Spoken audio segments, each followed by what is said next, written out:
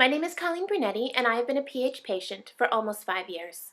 I am an active volunteer in the PH community, devoting my time to patient networking and support, both online and through my activities with the PHA Board of Trustees. I've been asked to speak with you today about volunteerism. Here in America, our PH Association was built on volunteers. The 4 women who started the organization worked for several years as a small group, with no financial support from places like drug or pharmacy companies, or even a paid staff to help move things along. As the word spread and more patients were getting diagnosed, and thanks to medications living longer, they started coming together more and more. PHA grew, and all things considered, it grew fast. Now the organization is tremendous. It has about 13,000 registered members, 38 paid staff, and our research program has committed over $11.5 million to support research focused on pulmonary hypertension. Further, the organization provides leadership for countless activities in patient support and awareness-raising initiatives, all because 4 women got together and volunteered their time to make a difference. Well, that's what we call the big picture. But so much still goes on at a much smaller level as well. For me, volunteering is not only how I give back to the community that has helped me with my PH, it is also how I fight back against PH. When I was first diagnosed, I just sat there, mostly in shock and fear, waiting for something to happen. And anything that could have happened didn't look like it was going to be very good. There wasn't much about PH that seemed positive. I decided I couldn't live like that, just sitting there. So I decided if I had to be in this situation, I was going to make it as positive as possible. I got involved. I started giving my time, and I networked and teamed up with other patients, and we worked together. And you know what? I actually started to feel better.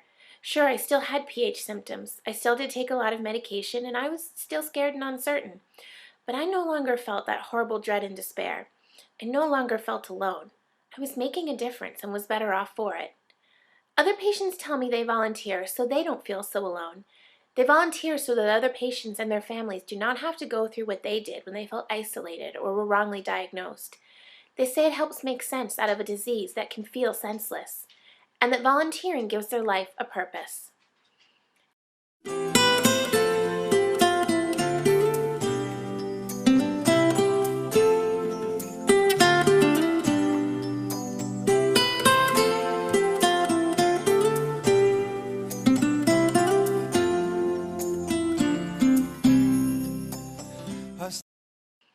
And then there is the medical side. The side of this that is a part of our responsibility as patients to take care of ourselves, to be our own advocates. As you know, PH is a rare disease, and this means you are likely going to come into contact with medical professionals who don't know a lot about it, and that can be dangerous.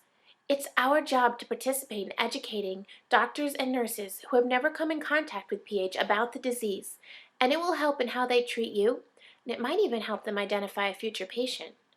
We have to educate the public. Some people are walking around today getting sick from PH and they don't even know they have it yet. Others know something is wrong but are suffering under the wrong diagnosis and getting worse by the day. When we educate the public about PH through our volunteer activities like fundraising or contacting the media, we help save lives.